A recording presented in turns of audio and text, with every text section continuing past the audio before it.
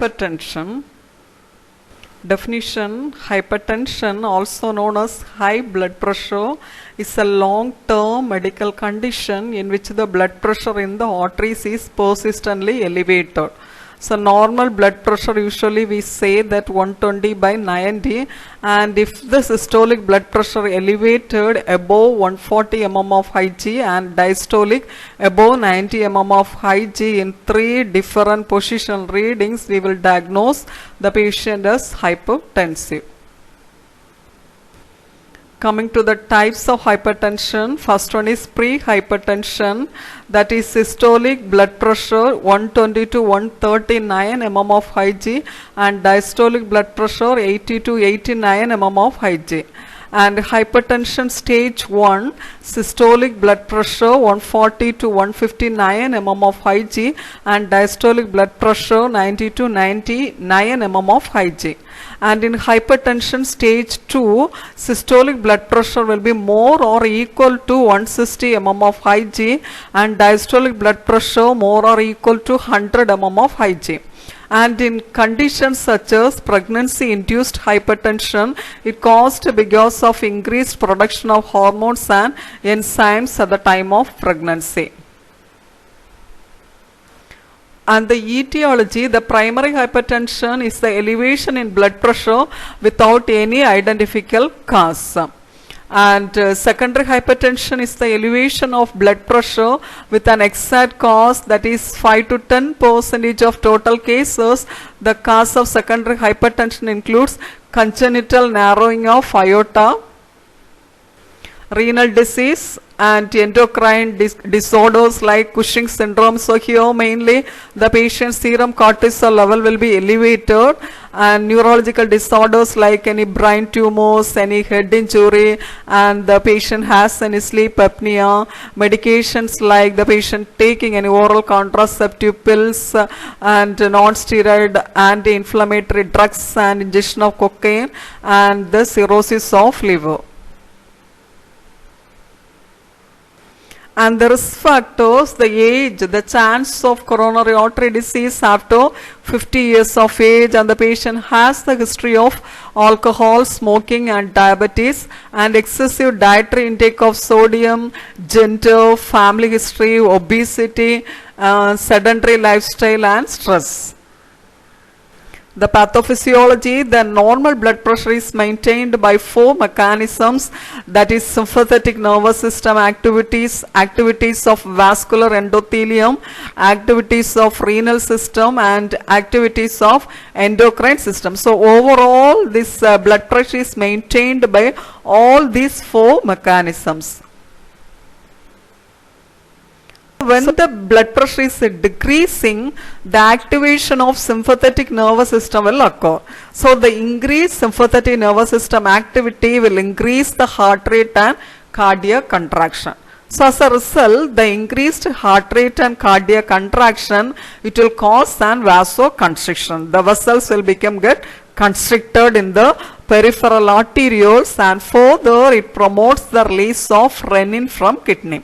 So as a result, what will happen? The net effect of sympathetic nervous system activation will increase the arterial blood pressure, and as a result there will be increased cardiac output and systemic vascular resistance. So that's what we will say, blood pressure is equal to cardiac output into systemic vascular resistance. Activities of vascular endothelium. The vascular endothelium is a single cell layer that lines the blood vessel, and it will produce vasoactive substances and growth factors like nitric acid, endothelium, and these substances are potent vasoconstrictors and cause increased blood pressure level. So here we can see how the activities of the renal system. So here first angiotensin, it will be inhibiting, the renin inhibitors will inhibiting, and it's converting to angiotensin 1, and as a result of AC inhibitors, it will be converting, the angiotensin 1 will be converting to angiotensin 2. So here also that by conversion of angiotensin 1 to angiotensin 2, there will be a non-AC inhibitors like hymers, and also that angiotensinogen to angiotensin 2 directly, it also caused due to the inhibition of the non-renin, that is that catopsin. And after converting into angiotensin 2, as a result of that AT1 blockers, it is converting to AT1 receptor. And further, there is releasing of aldosterone is occurring. After releasing of aldosterone, there will be it will be affecting the epithelial effect, that is sodium, water and retention, and potassium, magnesium loss. And the secondary factors like it will regulate the aldosterone secretion, adenocorticotrophic hormone, potassium, magnesium, vasopressin, serotonin, catecholamines and endothelin. And here you can see that bradykinin is releasing the bradykinin receptor as a result through that AC inhibitor, and this BK receptor releasing the through the nitric oxide, it's causing vasodilation of the blood vessels, that is the final action of the renal system. So coming to the activities of endocrine system, here the angiotensin 2 is stimulated the adrenal cortex, it will secrete aldosterone, and this aldosterone will stimulate the kidneys to retain sodium and water. So there will be an accumulation of sodium and water in the kidney, thus the blood pressure and cardiac output is getting increased.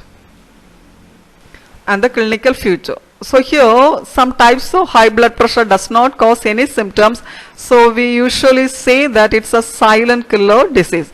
In some patients the symptoms will develop. Start with a severe headache, blurred vision, dizziness, nausea, vomiting, fatigue, confusion, epistaxis, chest pain, shortness of breath, irregular heartbeat, papillary edema. And diagnostic evaluation, so we have to collect the thorough history from the patient, or the patient related risk factors and the etiological factors, and complete physical examination. And we should also ask the patient has any history of diabetes mellitus, because it is one of the associated factors, and complete blood count, that is total count and differential count, chest x-ray and ECG. ECG is nothing but to rule out whether the patient has any cardiac problem. Management, mainly the management of hypertension is possible by two ways, that is lifestyle modification and pharmacological therapy. Lifestyle modification mainly includes weight reduction and dietary approaches, that hypertensive diet, mainly sodium reduction, reduce alcohol. We should advise the patient to do the exercise as a daily regimen, and stress management. Pharmacological therapy, various groups of drugs are used for the treatment of hypertension, and these all we called as antihypertensive drugs. So diuresis mainly helps the kidney to inhibit the sodium reabsorption in the distal convoluted tubules and ascending limb and loop of Henle. That is main drug of choice is chlorothiazide and furosemide. And beta blockers, the beta blockers mainly it will reduce the workload of the heart, blood vessel, and cause the heart to beat slowly. And mainly when we are administering beta blocker, we have to make sure that the patient pulse rate is above 60. Never give beta blockers if the patient pulse rate is less than 60. So the drug of choice, that is atenolol and propranolol. Then alpha blockers, this medication causes the peripheral vasodilation of blood vessels, naproxen. Then vasodilators, like it will be acting directly on the muscles in the wall of arteries and preventing the muscles from tightening and arteries from narrowing. Mainly nitroglycerin, oral nitroglycerin, and injection also we can give, and sodium nitroprusside. And when we are giving injection, always it should be diluted, and we will start with micro drops. Then AC inhibitors, this group of medication will reduce the conversion of angiotensin 1 to angiotensin 2 and prevents vasoconstriction. The drug of choice, captopril and ramipril. Then coming to the calcium channel blockers, these medications will block the movement of extracellular calcium in the cells and causing vasodilation and decrease heart rate. Example, tabamilodipine and verapamil. Alternative therapy is also helpful to regulate blood pressure, include acupuncture, relaxation technique and diversional therapy. These are the non-pharmacological therapies. Along with the medication, we can encourage the patient to do all such measures to maintain the blood pressure in a control. Coming to the nursing management, proper history collection should be done, which includes family history also. Dietary habits should be assessed. Identify the medical history such as diabetes, coronary artery disease, renal diseases, and instruct the patient to avoid smoking and alcoholism, auscultate heart rate and palpate peripheral pulses. And identify the use of medications such as contraceptives, steroids, non-steroid anti-inflammatory drug. Monitor vital signs frequently. Provide diet which is low in sodium and rich with fruits and vegetables. And monitor the blood cholesterol level frequently. Thank you.